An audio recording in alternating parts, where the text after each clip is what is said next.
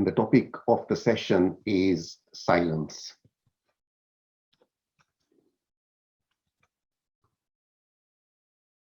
So silence is bliss. Silence is peace. And hence, silence is the self. And this is a quote from Ramana Maharshi. Once there was a farmer, and he had grown old. He had been farming all his life.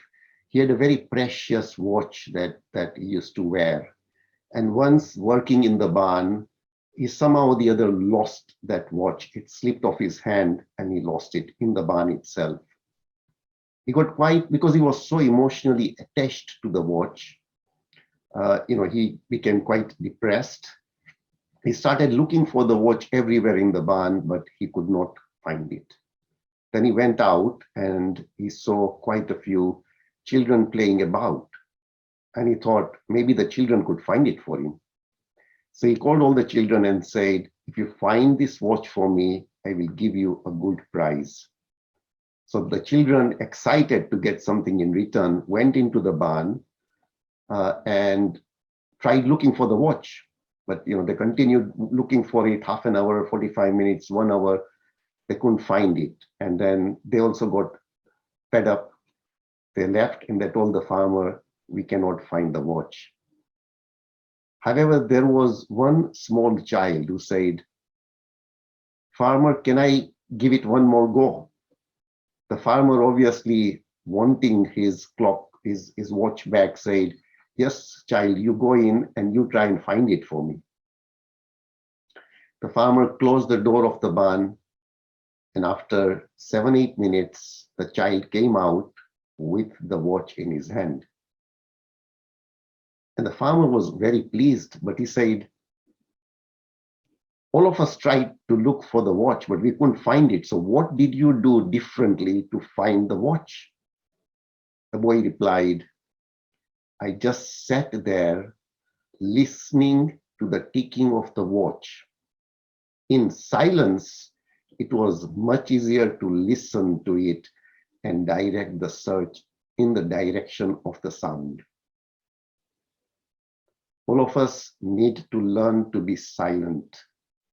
Silent, obviously, verbally, but more importantly, in our mind, there are a lot of thoughts, a lot of clutter that's all going on all the time. By meditation, we will learn to become silent. And when we learn to become silent, we will be able to hear the ticking sound of our soul, of our self, of consciousness. All major religions talk about silence and its benefits. What does Osho tell us? Osho says, sound is our mind. Sound is our mind. Silence is our being. In your silence, when there are no words, no language, nobody else is present, you are getting in tune with existence. Look at the health benefits of silence. An experiment was performed.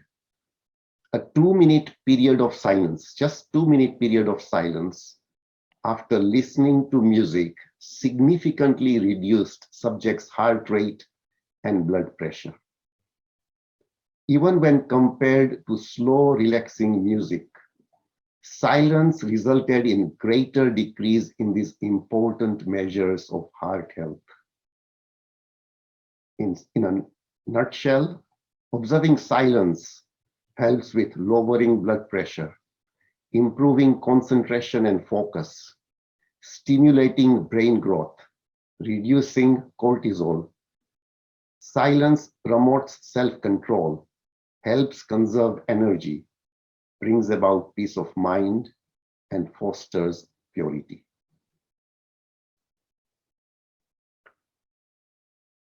So what does Mother Teresa tell us? She says, we need to find God, and he cannot be found in noise and restlessness.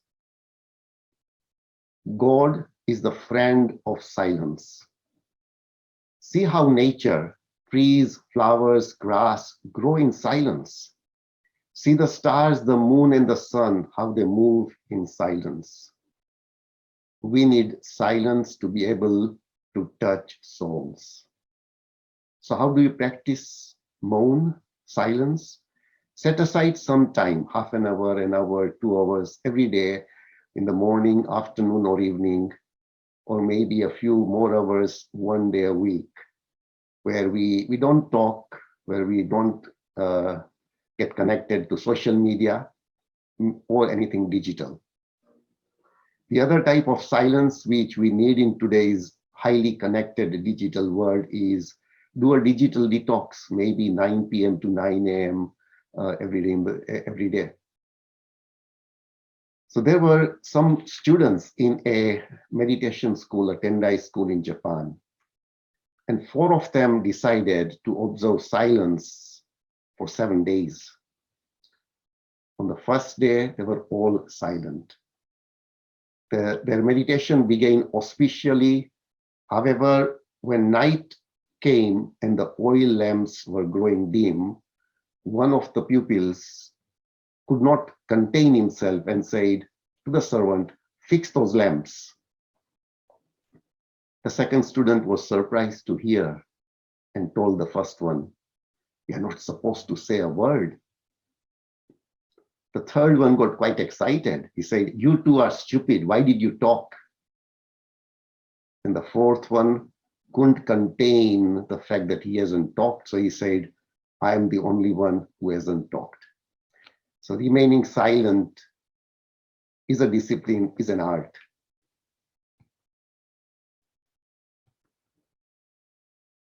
So what does Rumi tell us about silence? He says, "A little while alone in your room will prove more valuable than anything else that could ever be given to you. This silence, this moment, every moment, if it's genuinely inside you, brings what you need. There is nothing to believe. Only when I stopped believing in myself did I come into this beauty.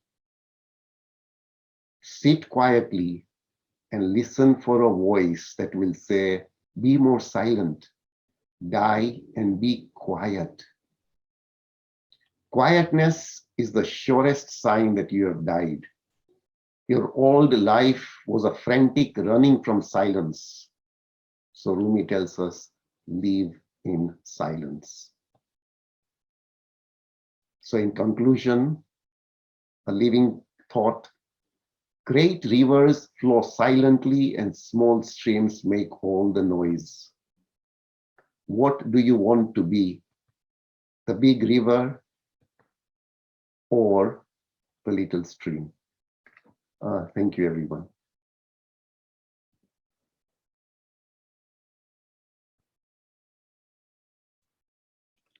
So there is a question. Sometimes I wake up at night and can't get back to sleep. My mind wondering makes me anxious about the future. Past also comes back.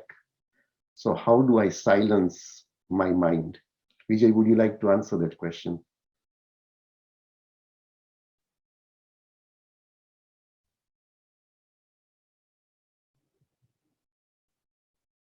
This is the real life story of everybody. We wake up in the night and the past memories just flow back, and you're always worried about their future. And that's the actually key, past and future. If we realize that future always comes as the present, and that does not mean that we don't need to plan anything for the future. It about the anxiety.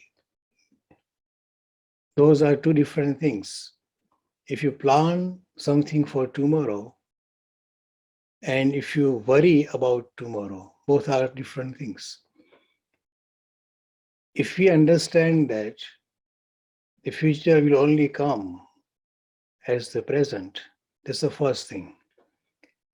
Second thing, when we actually find that our mind is wandering around and does not become silent or at peace, what shall we do? It depends what you want to do. Some people actually take solace in devotion, and some people just observe their breaths. Some people would think that whatever is going to happen will happen. So they believe in the principle of karma.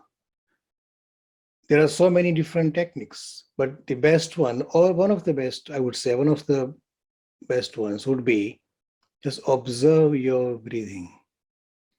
And by doing so, all the hormones which have been secreted and actually makes you worried or anxious, they will calm down. Ashtavakra was the rishi of ancient times. He just actually said one simple thing: accept whatever is happening, whatever will be happening, and whatever had happened. Accept them, because all the happenings in our life are obliged to our destiny. Some people would say this is just a philosophy or something about religion, but it is not. Because we cannot change things. We believe that we can change things, but we cannot change anything. Whatever is going to happen will happen. And whatever the universe has decided, you can call it God or the Absolute or the Brahma or the universe, whatever you want to label it, it will happen. Still, by observing, by witnessing the situation, by witnessing the present moment, physically, our body, our mind calms down. And after that, we will be able to see the picture or situation with clear mind. So even if you do not believe in religion or God or anything else, just by witnessing the moment, just by observing our breaths, the hormones in our body will settle down. And by that, we will be able to see with clarity about the future situation or about the past memories. This is a final question. Kindly compare and contrast meditation and silence. If for you, Dinesh? Okay, I take it. So silence, if we look at just the physical silence, that obviously will just help us in conserving sort of energy, just help us on the path of meditation.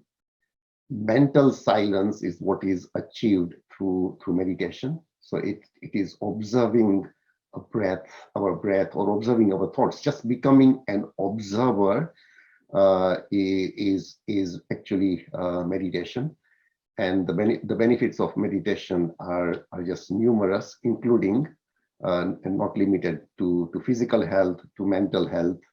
And as all the spiritual masters who have walked on this path say, that self-realization or enlightenment is also achieved by meditation. Meditation does not necessarily mean just sitting for 10 minutes or an hour in the morning, an hour in the evening. Meditation is all about becoming aware, being in the present.